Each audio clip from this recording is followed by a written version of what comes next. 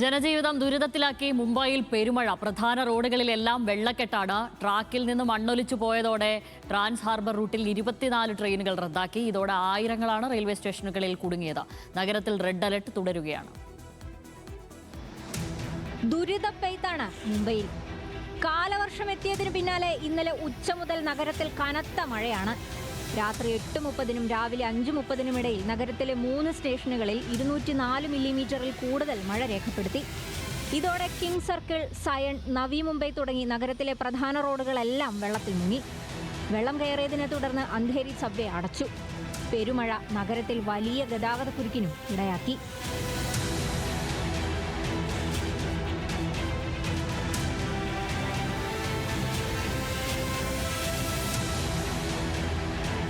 കനത്ത മഴയിൽ Mumbai trans harbour ലൈനിൽ ട്രെയിൻ സർവീസുകൾ തടസ്സപ്പെട്ടു.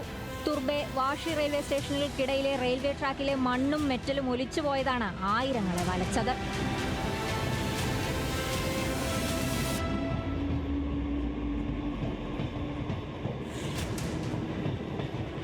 നഗരത്തിന്റെ പല ഭാഗങ്ങളിലും വ്യാപക നാശനഷ്ടമാണ് റിപ്പോർട്ട് ചെയ്തത്.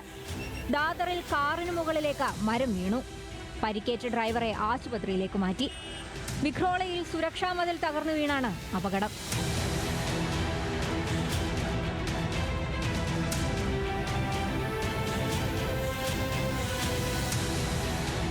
മുംബൈക്ക് പുറമെ താനെ, പാൽഘർ എന്നിവിടങ്ങളിലും കനത്ത മഴ തുടരുമെന്നാണ് മുന്നറിയിപ്പ്.